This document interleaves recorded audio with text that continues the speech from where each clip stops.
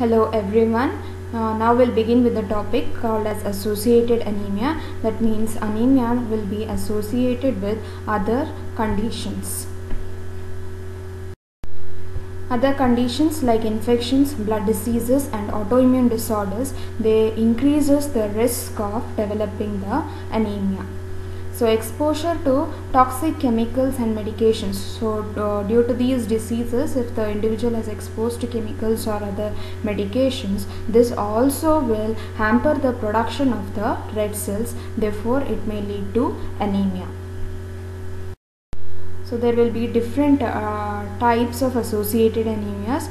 The first one we are going to begin, that is anemia of chronic disorders. Definition: it's the anemia associated with chronic infections, inflammations and malignancies. So here the anemia is being seen because of chronic infections, inflammations as well as malignancies. So there will be certain conditions which is related to the chronic infections, chronic inflammations as well as the malignancies, and this type of anemia because of chronic disorders is seen most commonly in the hospitalized patients. So there is a list of diseases causing anemia of chronic disorders. Chronic inflammation, that means these are some of the inflammatory disorders where anemia may result, like rheumatoid arthritis, which is the disorder of the joint, rheumatic fever, systemic lupus erythematosus, where this is one of the autoimmune disorder also, chronic infection states, that is tuberculosis caused by the bacteria, chronic osteomyelitis, urinary tract infections, lung abscess, that is pus in the lungs, bacterial endocarditis, that is infection in the heart, as well as HIV infection. And certain malignancies also will lead to anemia, that is cancers of various organs, as well as in lymphoma. The two types of lymphoma, that is Hodgkin's as well as non-Hodgkin's lymphoma, also may give rise to anemia. Clinical features of this type of anemia will depend on what type of underlying disease is present. So whatever the underlying diseases are present, either the chronic infections, inflammations or malignancies, those clinical features itself will be predominant. There won't be any other extra features related to anemia. The underlying diseases, clinical features itself will be predominant.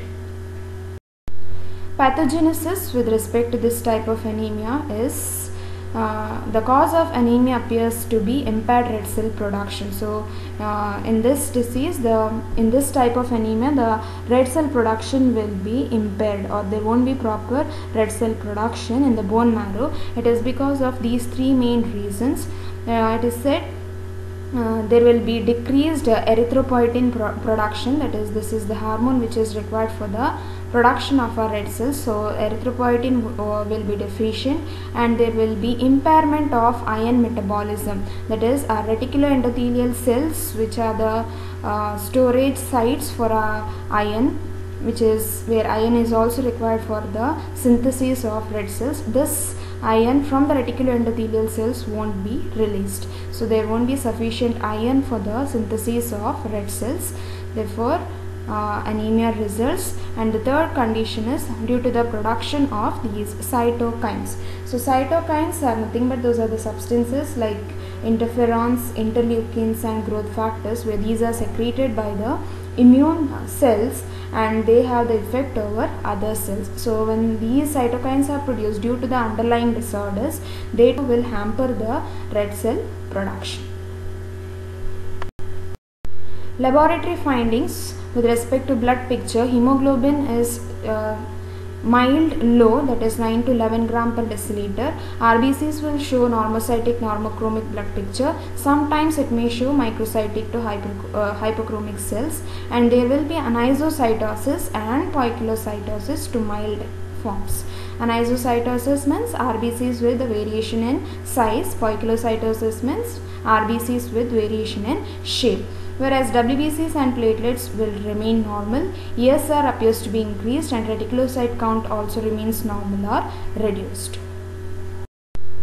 Bone marrow features cellularity will be normocellular to mildly hypercellular.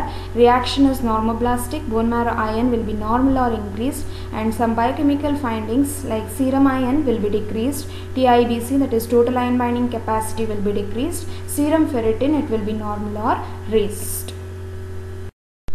The second type of associated anemia, that is anemia of renal disease, that is in renal disease or the kidney disorders also anemia will result. Anemia is a common feature of chronic renal failure. So when there is a chronic renal failure state, anemia is a common feature. It refers to anemia resulting from impaired endocrine and excretory function of the kidney. So we know kidney is the organ which is going to give the hormone or a protein, that is erythropoietin, which is very essential for the production of red cells. So therefore it is said as endocrine function because the endocrine activity of the kidney is to release this erythropoietin hormone. Pathogenesis. Decreased production of erythropoietin by the damaged kidney is one of the major factors resulting in anemia. As I said, the damaged kidney will lead to the decreased release of the erythropoietin. So this is the major cause for anemia in this chronic renal disorders. The second cause is erythropoiesis inhibitory factors will be produced in the chronic renal failure state. So these inhibitory factors will inhibit the erythropoietic activity, or erythropoiesis will be inhibited by the inhibitory factors. And the third reason is hemolysis will occur. So because of hemolysis also there will be loss of red cells in case of uremic patients. So uremic patients are nothing but it's a uremia state. Uremia means it is a kidney disorder itself where kidney won't be able to filter properly and it will not excrete the excretory products sufficiently. So those excretory products, that is the urea, will get deposited in the blood itself. So there will be increase of urea level in the blood. That state is known as uremia. So in this patients there will be hemolysis. So this becomes once again the cause for anemia. So in renal disorder there are three causes for developing anemia. That is, the endocrine activity of the kidney will be hampered. That is not able to. That is, the kidney is not able to release the erythropoietin, or there will be release of inhibitory factors. And in case of uremia patients, there will be hemolysis of the cells. Anemia is usually normocytic and normochromic. Laboratory findings: reticulocyte count will be normal.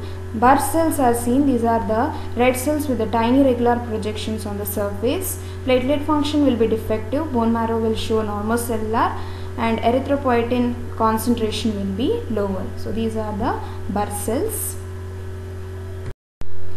Next one, moving on to anemia of liver disease. So here in liver disease also anemia will result.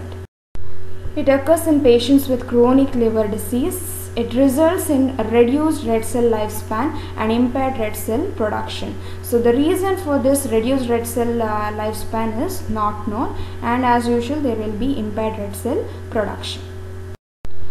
Blood picture: RBCs will show normocytic or macrocytic blood picture, and target cells are seen. These are the target cells. They have increased surface membrane, that is towards the periphery of the cell. The thickened area will be seen because of increased cholesterol and lecithin content, and there will be spur cells. These are the RBCs with the thorny projections, and this has occurred because of lipid abnormalities in the plasma, and also these spur cells will show increased surface membrane, increased cholesterol and normal phospholipid, decreased deformability, and tend to be trapped in the spleen and destroyed. Reticulocytes appears to be increased, platelets appears to be normal or decreased. Bone marrow picture: cellularity is hypercellular, erythropoiesis remains normoblastic. These are the target cells, and this will be the acanthocyte or the spur cells with the thorny projections. Other causes of anemia in liver diseases. In iron deficiency, anemia may occur due to blood loss from the anatomical lesions. Some of the organs may bleed. Because of this, iron deficiency anemia may result. And due to gastrointestinal hemorrhage, acute blood loss anemia may result. And due to severe chronic liver disease, spur cell anemia may be seen. That is, there is excess of spur cells in the blood picture. And due to nutritional folate deficiency in case of alcoholics, there may be megaloblastic anemia. There may be hypersplenism, that is enlargement of the spleen, and there may be aplastic anemia also in case of viral hepatitis. That is, in this state, the production of the blood cells will be hampered. Thank you.